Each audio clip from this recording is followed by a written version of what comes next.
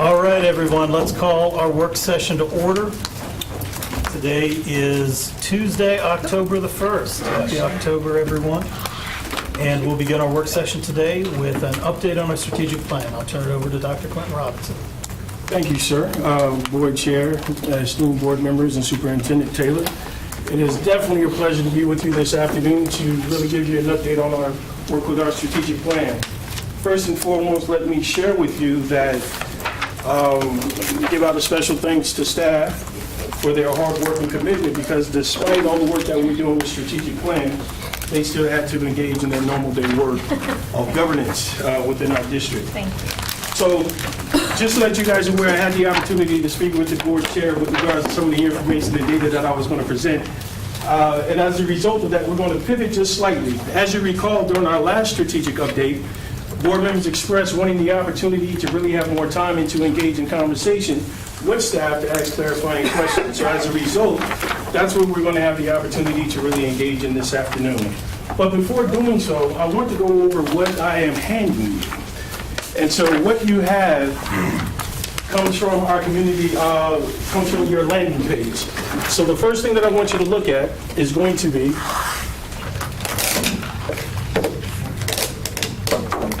the first document. The first document that is on top represents the comprehensive metrics year one implementation. And so what we're able to do as a result of all of the data that we've collected, we wanted to put it into a format that was easily digestible for you with regards to giving you all these charts. But every goal is aligned to the goals that's in, every metric is aligned to the metric that is there. You will have the group breakdown of the data as well. So once you have an opportunity to look at that, by all means, please ask any clarifying questions you may have. The other form that you have is, you're going to see these forms which are broken down by departments. You would have academic advancement, you would have administrative services, chief of staff, communications, facilities, and so on. And what you will see there are going to be two boxes. One box talks about the highlights from 23, 24, and then the other box shows the work that they are currently doing and the initiatives that are currently in place. And so once we leave here, we're going to be able to go over into the other boardroom, and we're going to break you up in groups. And that way you'll be able to ask clarifying questions, hear directly from chiefs, and then you'll be able to hear from staff that chiefs have brought with them regarding any initiative that is of interest to you.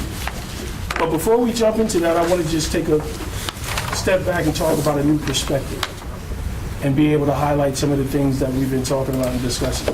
So, although we're doing a lot of work with regards to the 20 aims, please know and understand firsthand there are challenges that we engage in all the time. But we continue to break down the data and have very important conversations about how we're going to engage in this work.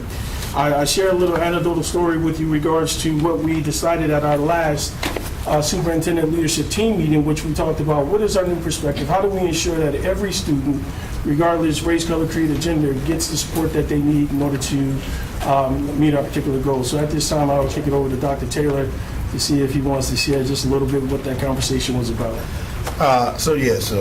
Ultimately what we want schools to be able to recognize is that in order to meet our district goals and objectives, it's going to require that we move all students, and that we've got to know and understand that those student numbers are caught up in more than just our low-performing schools. One of the things I was able to share at our summer leadership is that we have a high number of students in low-performing schools that are not proficient, around 25,000 students.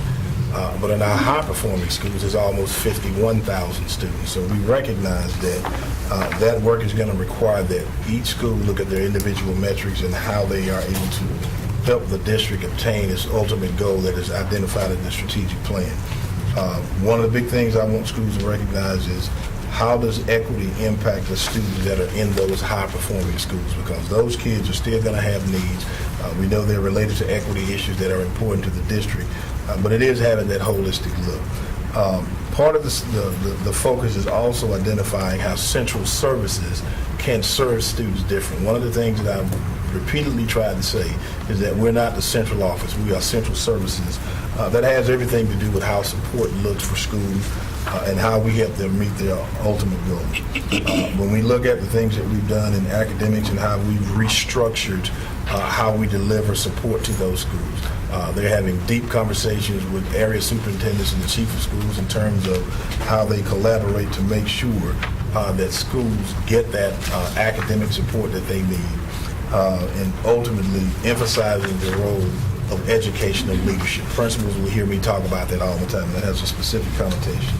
And ultimately, when we talk about supporting schools from an operations standpoint, it is about how we have the metrics where we want to be, but how we refocus some of the efforts that we have, knowing that we've got to have a better budgeting process, knowing we've got to have a better process of how we allocate resources from a facilities and operations standpoint, sharing the data about what those numbers look like, what the challenges are, and then our public knowing and understanding how we move forward to meet our strategic plan objectives. And so that is really the perspective of having a strategic plan that we know is well, but also looking at what we will need to do differently in order to meet those objectives laid out in the strategic plan. Thank you, sir. So as you look over your data metrics, and you'll see specific data metrics with regards to goals, and then talk about goals for the student group.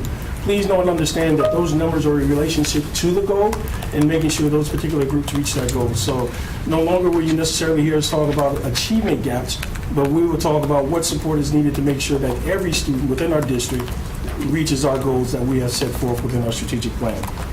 And so we are already 10 minutes in, and we want to make sure that you have enough time in the particular sessions on the other side so that we can allow you an opportunity to ask all the questions you have and allow chiefs the opportunity to engage with you as well. And in doing so, I would like Leanne to go ahead and just break down the protocol that we're going to utilize, and then we will go ahead and get started. But before she does that, I also want to remind you guys, we talked a lot about departmental plans.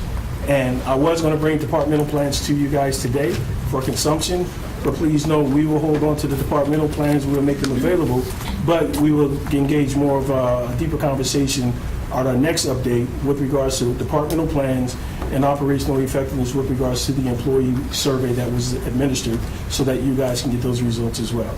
So, Leanne? Yep. So to honor your request from last time, we are going to have you be able to dig in 4 stations. The resources that are on your landing page and that have been provided to you in hard copy are what you will need at each of those stations. So we'll ask that you take those packets with you when we go across the hall. Your 4 stations, the first one is going to be data metrics. You've got a station focused on data metrics. Brad and team will be able to answer your questions there about any of the metrics that you see in that comprehensive catalog.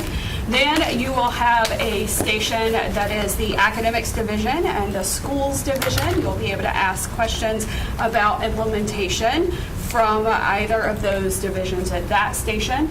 You will have a station that is staff and strategic planning division and communications division. Same thing, you can dig in to what you see in the highlights and what's next for those divisions at that station. And then the 4th station will be technology services, facilities and operations, and administrative services divisions. Same thing, you can dig into the implementation from the perspective of those divisions at that 4th station. You will have 10 minutes at each station. That includes time to review what's there for you in regards to that station, and then also to be able to ask questions that you have. You can do that in the format that works best for you and your partner or triad. That might be, please give me 5 minutes to look over this first, and then we'll take 5 minutes for questions, or it might be, let me ask you questions as I'm flipping through that. Whatever is good for you and your partner is good for us as you are focusing there, but you will have 1 session, 1 station about metrics, 3 stations about current initiatives. Thank you. And so after we conclude that, we'll come back to the table, and as we always close out, what is clear to you now, what are some of the ha-has. But one of the things that I want to remain at the focal point is that the intent and purpose is for board members to really understand that the progress that's being made in correlation to the strategic plan. And so I ask that we try to stay within those guardrails, and hopefully we don't go outside of them with regards to other initiatives that may cause us not to engage in a dialogue and discourse around what we're talking about from strategic planning perspectives. But other than that, Board Chair, if you don't mind, I would love for us to all go ahead and proceed to the other side. Let's put you guys in groups. We go 2, 2, and 3, and then we'll go from that perspective, 2, 2, 2, and 3. That sounds good, Dr. Evans. Before we break up, do you want to put us in groups here or in groups when we get to the other room? How many? Wait, 1, 2, We have 8 today. 8. All right, just go 2, 2, 2, 2, 2, 2. All right. And we do it that way.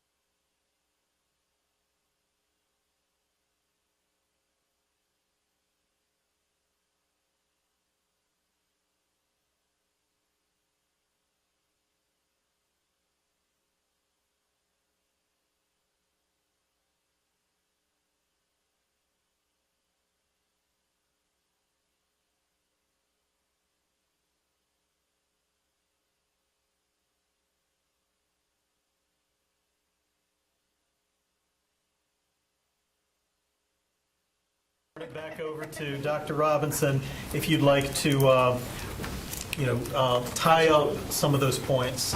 Absolutely. And first of all, I'd like to thank Chiefs and the additional staff that made themselves available to engage in this conversation with regards to, as board members came around and asked clarifying questions. So as we get ready to close out, if you allow us the opportunity to do so, we really want you to be able to answer the question from your lens and from your perspective. What is clear to you now as a result of going around, and what additional questions may you have? And the reason why I asked is because last time when we did this, we gave you the packets and we captured all of the information from the packet. But I think there were so many things that were very impactful in the packet that I thought it would be beneficial for other colleagues to hear it as well. And I know time is of the essence and we don't want to go over, but if you could just answer that question with 30 seconds or less and go around the table, and I would like for the board chair to be the last one to respond. What is clear to you now, and what additional questions do you have? Ms. Caulfield, can we start with you, ma'am? Just like pick one? Anything, yes, just pick one thing. Okay, I was able to learn a little bit more about the process with the standards alignment thing here, and the process of what it takes to actually navigate through curriculum changes, how long that takes, and like just the process, and basically an update that we'll hear more in November, how that works and what we can expect from the state. Now, if you had an additional question, we're not going to respond to the question, we just want to take it with us. What would that question be? I guess I would want to know what kind of process we're going to do to actually implement that through like teacher, PD and everything like that to make it the most effective, that everybody is not having such a learning curve. I know Canvas was like a big change for all of our teachers, for example.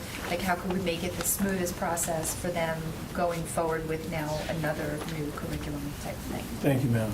Dr. Ng, what is clear to you now, and what additional question would you have? I think the thing that came out for me the most was the proficiency, the distance to the goal, and for the English learners. And I think that, just from my own personal experience, learning English, and I think that part of the involvement of parents is going to be something that I'd like to see more of, and then probably incorporating the mapping initiative in terms of trying to get resources out there in the community that can help not just the student but also the parents who may also need to learn English in order to be really more, as a student learns English faster if parents are also involved in it. So that's my take on it. And if you had one question, what would that question be? How do we do it? How to involve more parents, that's what I think. Absolutely. Board Member Coach Hershey, what is clear to you now, and or what additional question do you have? I think what's clearer to me now is, and it's kind of always been there, is that we have a lot of great information and we have to do a better job of sharing it with the public. We talked a lot about attendance and the reasons behind it, and there's a lot of stories to tell about why attendance is down. So people start to understand what the challenges we're facing as a school system. And I think, additionally, I'm very clear on kind of what's needed or what we're doing academically and some potential other needs there. And for a single question, If you had one question, what would it be? oh, I don't have one. I have a whole bunch. So I will pass. Absolutely, thank you. Board Member Rice, what is clear to you now, and or what additional question do you have now? What's clear to me is, first of all, that the staff is even way more amazing than I already thought they were. But it's the ability that we have more deeper. You guys were able to provide even deeper, detailed plans of how we're going to reach student achievement and increase our professional development to help every child. So while I knew it, Dr. Stacey Wilson Norman really broke it down even more, and Ms. Woodson broke it down even more about how we're really going to do this thing on a school-based level and how we're breaking it down in regions. So that was very comforting. The only question that I would have for me still because they're doing this great piece in academics, how will we continue to develop a more deeper strategic plan on dealing with this attendance piece of because in order for you all to do the great work that you've laid out for us in all these wonderful segments, the kids have got to come to school. So what does it look like for us helping in these social emotional places or in these social areas of life to make sure students can actually come to school and eliminate more disparities? Thank you, ma'am. Board Member Mahaffey, what is clear to you now, and/or what additional question do you have? Well, I think it was helpful to hear from some of the folks that we don't normally see at the board table. And so, like, learning more about the budgeting process that is being implemented this year before we hit, the board's section of budget season was helpful. Knowing that the technology assessment is going to be, or not assessment, but I'm losing the word, audit, thank you, is coming to us soon, and then hearing more about the communications plan for website updates to make it more navigable for families and community partners. Just hearing those pieces and where we are in the process was much more clear. And ma'am, if you had one question, what question would you have? So I'm with Board Member Hershey, where I think our most robust conversation that we had was our final one about attendance and like disaggregating that data more, not just so we understand like where we are, but also how we can communicate to families and learn why. Is it because more people are working from home? Is it because, folks are expecting homework practices? Is it because it's harder to? So those are the pieces that I think we're really kind of hoping to dig into a little bit more. Okay, thank you, ma'am. Board Member Edmonds, what is clear to you now, and/or what additional question do you have, ma'am? It is clear to me that the strategic plan is working. We may not have hit every goal, we may not have hit every aim, but it is working. And that is clear to me now, and not to be, grandiose or, trying to, try not to use that word. Very sincerely, it is clearer to me what an excellent school district this is, what excellent staff we have across departments, and how dedicated these people are to our children. Yes. Beyond the classroom, outside the classroom. And I mean that very sincerely. So I'm not trying to be cute or score points. Question is just how do we tell our story? Stories are told about this district, about central services, about our educators, and how do we continue to tell our true story in a better way, because we do that, but how do we improve on telling the truth about this district? Thank you, ma'am. Board Member Swanson, what is clear to you now, and/or what additional questions do you have, sir? I think Ms. Edmonds said everything that I want to say, and I think You said we're on the same page. We're on the same page. I think we're rubbing off each other with our bad language at times. But I think it's important for us as board members, now that we know this information is accurate and truthful, we have to go back and tell it to our constituents and to our districts, the work and where our deficits are, where our growths are. And we hold the responsibility of shifting the narrative about the language, not the opposite. So I think, this has been really great. I specifically love digging into the data about, where we are with our proficiency. We hear quite a bit about that, but we often don't hear the work that's being done to address that. So the work continues, but I also think my questions are not generally for the district. Mine will be all for our state legislators. Those are the questions that I would have for them, not for anyone, but thank you all. Thank you, sir. Chair Haggerty, what is clear to you now, and what are any additional questions you may have? So to wrap it up, I think it was good to see all the important work that we've been doing tied back to specific strategic plan goals and aims. And in a lot of areas, particularly community engagement, we're able to see that where we did put in a lot of investment, a lot of work, we're seeing measurable results. I think for the first time we haven't really quantified that before, and it was great to see that. My question is really more of a challenge, which is when we put this plan together, it was a long process. And we set a lot of goals without having a benchmark. A lot of this data had never been captured before. So now that we are level setting and we have the first numbers back to really look at for a baseline, I think it's going to be something we all need to do as a board, is look to see if there's any place where we need to reprioritize efforts, to maybe reallocate where we're putting some of our time and resources, where we're seeing the most distance between our goals and our targets. Because in some cases, those are some pretty significant challenges. And so if we're serious about reaching those targets, business as usual probably won't get us there. So where will we have to go? How will we have to reprioritize to make real measurable progress in those areas? And that's it. Well, on behalf of the staff and everyone involved, we want to say thank you for allowing us the opportunity to not only share information, but really to engage in conversation with each and every one of you. And at this time, I yield my time to Superintendent Taylor to provide any closing remarks he may want to share.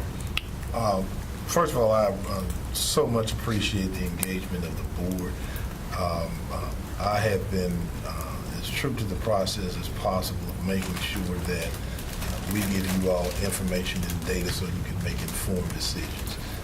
You all have done an outstanding job in obviously developing the strategic plan, but the work that we do to move forward does involve this board, how we track that information and how we give you good quality ways to share that with our public. And so this was not only a learning process for you all today, but I rotated around and I heard the things that you've said. And so we will absolutely go back, make sure we calibrate on those things that you talked about. But we are moving in the right direction. And I do believe, as you said, this process and this continued process is going to force us to think about what we need to reprioritize, how we need to reallocate resources. This is Apollo 13 for me, and what we have is what we have. But I appreciate so much the insight, not only of the board, but the opportunity for you all to see the wonderful work that staff does to make this possible, and that this is truly a team effort for this entire district. So with that, I'll give that. Thank you. All right. Board members, we're going to transition now to our presentation on strengthening student wellness. This is SHLT 003, our School Mental Health Improvement Plan. Those of you that were around remember that we didn't have a mental health improvement plan. And this was something that a lot of board members had been asking about, that staff had been doing a lot of preliminary work on. And now that we have it, we're actually going to get some reports on where we are and where we go from here. All right. So we have, I see Ms. Whitson down there, and Mr. Is it Pesh or Pesh? Pesh. All right, great, thank you.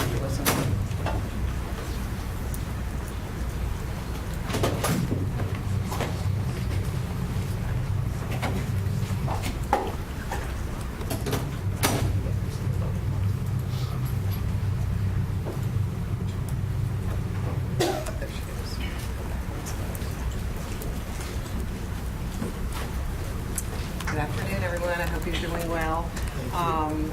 We are here today to talk a little bit about strengthening student wellness, and we certainly want to share with you the School Mental Health Improvement Plan that is submitted every year annually at this time. We want to talk a little bit today about our desired outcomes, and we want to really think about how we communicate how School Mental Health Improvement Plan aligns with policy SHLT 003, which supports student mental health through training and protocols and targeted interventions to improve well-being and attendance. We also want to highlight the district's collaborative approach to student mental health services. We have a lot of things that we will share with you about things that we've had in place, but also things that are coming as we're moving forward, as we're making sure that we meet the needs of our diverse students. And then we want to explain the district-wide implementation of mental health training and suicide risk protocols. just ensuring that our staff are prepared to address student mental health concerns and just improve safety as a whole. So we also want to continue to ensure that we are aligning to the strategic plan. As we just talked about this a little bit, we know that our priority 2 is about behavioral health, and that students and staff are empowered individually and collectively to develop and apply the knowledge and skills and dispositions overall to well-being and resilience, and we know that mental health is a part of that. And I'm going to turn this over to Mr. Michael Pesch, who is our Director for Social Work. Afternoon, Dr. Taylor, Chair Hagerty, and board members. It's good to be here again. It feels like I was just here doing this recently, but it's been a year since we last presented this. So just a reminder that the school mental health improvement plan, the intention of it is to ensure that the school districts adopt a plan that supports students with mental health components of behavioral health. We want to be able to connect students and families to the resources that they need to address the mental health issues that they're experiencing. This policy does not in any way impose any additional duties on school system staff to provide students outside of what is in the scope of our normal practice every day. So the policy that we're going to be talking about today has 9 components, and as you see here on the slide, today we're going to only focus on a few of these components that specifically relate to the direct practice to our students. So today, the key components I'm going to be looking at is reporting that requirement to NCDPI, early intervention for mental health, referrals, treatment and reentry, suicide risk protocols, as well as threat assessment protocols, and stakeholder engagement. So for this first slide, which has 2 components, I want to direct you to the right side of the slide first. This is the reporting component. Each district is required to provide an annual report by September 15th. As part of the Healthy Active Children Progress Report, per Session Law 2020-7 that Chair Hagerty was referencing when we started this in 2021. That was September 15, 2021 is when we submitted our first report, and it must be revised every 5 years, so we're coming up on that soon. On the left side is the component about early intervention in mental, social, emotional health and wellness. So we're meeting this requirement through a couple of ways, and we wanted to highlight those. The first one, which you should be very familiar with, is Second Step. The program helps students build social-emotional skills such as nurturing positive relationships, managing emotions, and meeting goals so that they can thrive in school and everyday life. Also, we have now the Teen Mental Health First Aid program. And this program helps to identify, understand, and respond to signs of mental health and substance use challenges in friends and peers. The training gives teens skills to be able to have some supportive conversations with their friends and then go get help from a trusted, responsible adult. We are going to be launching this in one of our alternative schools this year at Mary Phillips in the fall, and then the plan is to continue implementation, expand it from there.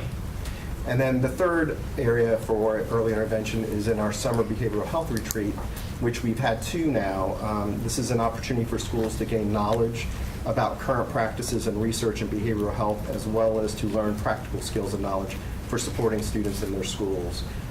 So they don't just go and attend the sessions, but they do that as a team with administrators, student support services staff, and other relevant staff, so they can do that together and then make a plan for the year. Our next slide and next 2 components are stakeholder engagement and the suicide risk protocol. So under stakeholder engagement, we want to, of course, talk about how this work is not done in isolation. For this component, we have a long-standing relationship with Alliance Health, who helps us coordinate many of the services that we help get to our students and families. We're going to talk a little bit more in detail about these on the next slide. And then we also have a lot of community agencies who engage in committee work and collaboratives with us. We have parents who serve on these committees and collaboratives. And last year, if you recall, we started our very first youth mental health advisory group, which is comprised of a representative from each high school. We met 4 times last year. They helped to raise up issues, concerns, and ideas for us to consider. And we are starting our second year of that in a few weeks as we're getting new members. A lot of the students were seniors, and so they graduated, and we'll be getting some new members in for that group. On the right side is our suicide risk referral protocol. We've been able to meet this protocol requirement for many years. This year we have an updated suicide risk protocol assessment and training, which includes resources needed to recognize, screen, and intervene to support students managing suicidal thoughts, feelings, and behaviors. We have procedures to appropriately respond utilizing evidence-based tools and guidance to effectively facilitate the assessments, communicate clearly with the caretakers, document the concerns, provide follow-up, and then provide immediate recommendations based on the level of response and students' behaviors. In 2023-2024, the district completed 3,356 suicide screenings, and we conducted 16 suicide screening trainings for the staff. At this point, too, we also want to add that there's a legislation, the threat assessment legislation, North Carolina Session Law 2023-78, House Bill 606, which is effective October 2024. And this is about the Behavioral Threat Assessment and Management Teams, BTAM, as you might see it. It requires public school units to establish multidisciplinary behavioral threat assessment teams that conduct threat assessments when threatening behavior has been communicated or when a student is engaged in threatening behavior that warrants further evaluation. Part of this process includes an anonymous reporting system, and we have launched that this year in a few schools. It's called the Say Something program, and this is one of the applications that students can share information about safety concerns that require further investigation. So we have a small cohort this year who's beginning it, and we will be expanding that over the next couple of years. And then the last two components we want to talk about is referral treatment and reentry. And for this is the one where Alliance Behavioral Health has been partnering with us for many years.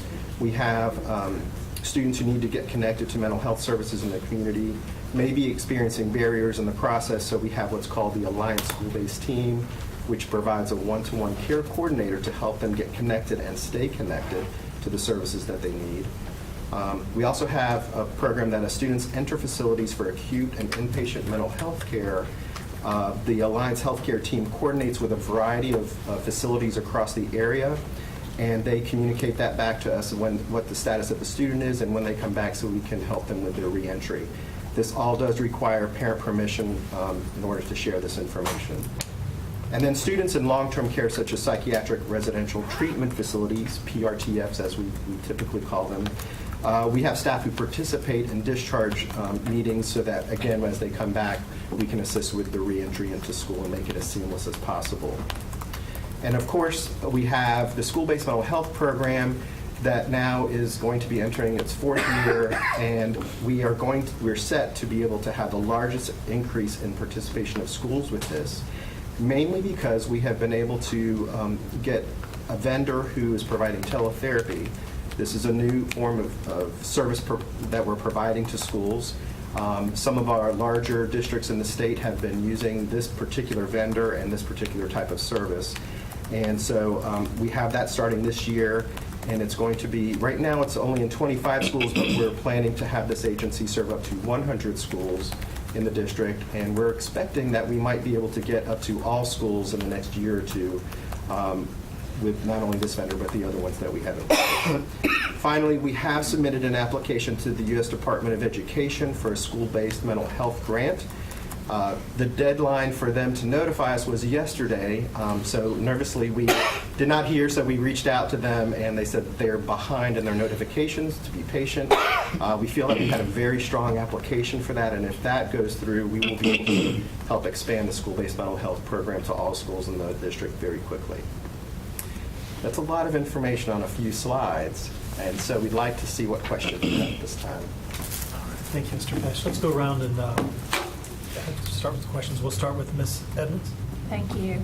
So slide 7, specifically with regard, it's really under the summer behavioral health retreat, talking about supporting school teams to learn how to manage behavior. And Dr. Woodson, I loved what you said out in the other room. You made a point about the significance of the prevention work versus responding to behaviors once they occur. And we hear a lot about that focusing on social emotional learning is wasteful somehow. We need just to be focused on the academics. So can you please talk about, can you just state what you said again and talk about the importance of that, of this? And Sure. I mean, ultimately, I've spent my life in the academic side of curriculum, and have really enjoyed the opportunity to be where I am right now, because the reality for me, and I think for every student everywhere, is that until we create the right setting and the effective environment in that classroom for learning to take place, we're not going to get to the academics, right? We have to create a learning environment where students feel safe. They are able to be engaged, they are able to be their true selves, and they are able to ultimately learn. That's what we need to have in place. And that is encompassed in making sure that we have classroom expectations and classroom management strategies, school-wide expectations, and making sure that we do provide some explicit learning in that social-emotional aspect, so that we can ensure that they have the skills that they need in order to be successful learners as they grow and mature. Ultimately at the end. thank you. Follow up? Not to that. My second question, second and last question is, you said that the Say Something is just in some schools. I thought it was in all of our schools, so I wanted to ask. It is in all of our secondary schools. The state has had a contract with them as well. We will be expanding into our elementary schools for the upper elementary students. So it will be 4th and 5th graders, and that is coming in alignment with where the state is as well. So we're in the midst of that right now. Thank you. Thank you. Ms. Rice? First of all, this is my favorite subject, right? Dr. Corliss, I'm going to leave you alone. I think you're amazing. You're awesome. Everybody in this room really needs to give her a really round of applause, because she is working with our teachers and our students to focus on this mental health, which directly, as Ms. Wilson said, connects to academics, period. And so, of course, I'm supportive of the Team Mental Health First Aid. I'm also a Team Mental Health First Aid trainer. And so my question is, when we implement the program, is it just going to be at Phillips first only, and then how, with whatever fundings or whatever we can, is there any way for us to still expand that even beyond just Phillips in this next, growing phase? And then the other part, I guess, is which grade level, honestly, are we targeting? Is the question, which grade level are we targeting? Yeah, certainly I can respond. So we started with Phillips because we wanted to start small and be able to track that and see what happens. We do have plans to expand. We have applied for a grant. We just received word that it's again delayed because of the hurricane that came through, so it's delaying that. And with that money, we will be able to expand. What we'll do is target, in particular, grades 9 through 11. It's an option to do 12, but we figured 9 to 11 because kids come back a second time. We'd also want to target parents in terms of providing them support around not just teen mental health first aid, but youth mental health first aid as well. So those would be our two targeted populations. For Phillips, we're doing 10th graders. Okay. Thank you. I just want to say thank you. We know that's a growing issue, mental health with our families and bleeding suicide. And so I'm just happy to be a part of this. Yeah. Mr. Hershey? On the teletherapy, you said 25 schools now. How are you selecting those 25 schools, and then what are, if it goes only up to 100, how are you determining which 100? So we have our behavioral health needs assessments, that data that we're mainly pulling from. That's how we set up school-based mental health to begin with. That includes everything from suicide assessments, threat assessments, free and reduced lunch rates, discipline, wide variety of data, and then we give that to the area superintendents who are looking at that data, and they select and prioritize the schools for their region, and then we go from that and start assigning them as we have vendors to be able to be in place. We're getting ready to approach area superintendents to do another wave of picking the next round of schools, because we're getting close to being able to expand to a large number. Is the roadblock to expanding money, or is it? It's vendors, so it doesn't cost the district anything to do this. What we do is we do a request for bids, and then we look at the agencies who have the capacity to be able to come into schools, provide the therapy. For the most part, like I said, before this school year, it was all in person. Because of the pandemic, we were struggling year after year because there was such a shortage of providers. We found over time that there were a lot of people knocking on our door who wanted to do this virtually, and we slowly had to get to that because we wanted to make sure that we had all the safety protocols in place to be able to provide that type of service. So after going through risk management, legal, we came up with a very sound plan, and we have that in place this year, and that's how we were able to get one of our vendors to do this teletherapy. One additional question. Can you just talk more? I always love when we engage students on issues. So I love that we had the student mental health advisory group, the youth mental health. Can you just talk more about that, the process, the value added? Sure. So like I said, last year was our first year. Right. We did kind of a little bit of gauging of what was on their minds. A lot, again, coming from the pandemic, returning to school was something that they had been struggling with. But they shared some ideas from what we had been working on, things like this. And one of the things that they came up with is trying to reach all students as we talk about that core type work, not just kind of the putting out the fires and dealing with the tier 3 levels, but trying to reach all students about positive, good mental health. And so we did come up with the posters that they helped develop. We had communications assist us, but we had some students who developed their own, and we got them approved, and they're now displayed in all of the schools. And that was one of the projects they worked on last year. This year, as we begin, we're going to again poll them and see what is on their minds and what is it that they really want to focus on. And we're not quite there yet, but. I appreciate that, and I would just encourage when people come to the board, when you have the opportunity to share with what our students are doing, take the time. We're not going anywhere. Take the time to tell those stories, so people listening can hear what our students are doing and how engaged they are. Thank you. Final questions, Ms. Caulfield, did you have one?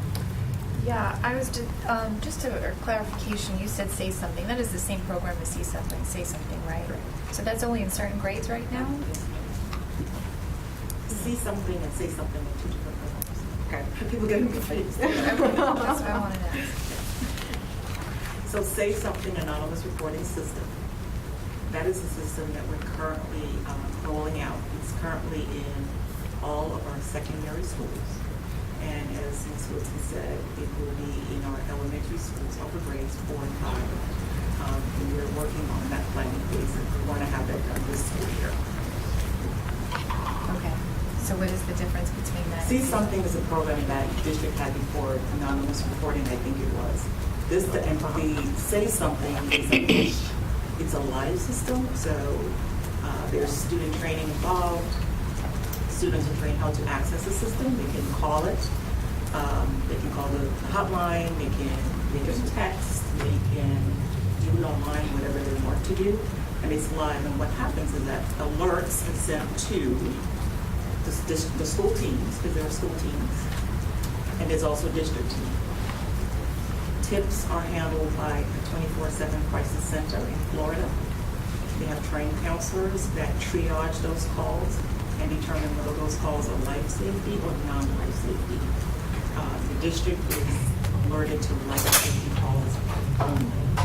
And then when the calls come through, it's up to the school team to respond right at that time.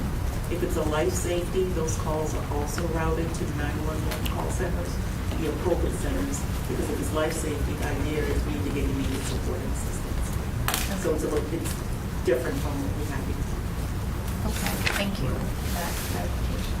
And another question I had is in reference to the telehealth. How many students do we have that participate in that right now?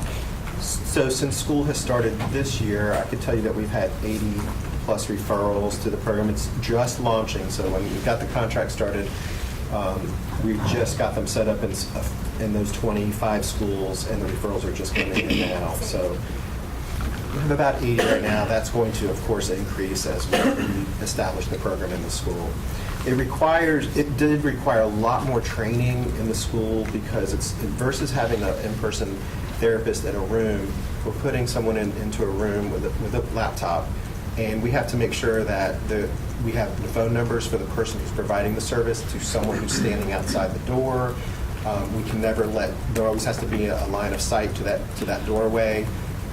And we have to make sure that everybody's following the protocols to make sure that, again, safety is paramount. So the training was a little bit different and a little more extensive for the schools who have teletherapy. It almost seems like you would think it would be easier, but it's a little bit more of a challenge. So it took a little slower startup time for that. But the numbers should be increasing really quickly. Okay, thank you. And, We have time, we're way over time. We have time for one last question. well, I was just going to ask, how do we search for vendors to expand on that? Just when we do an RFP and we post it, we will, of course, put that out. This one was the largest one, and they're quite reputable, so we were able to go with them. But some of them offer, some of the ones that we have to do in person also do teletherapy as well. So we'll continue to do that. We have considered doing another bid in the spring, but right now we're only doing it once a year for the new school year, but we'll consider it if we need to. All right, thank you.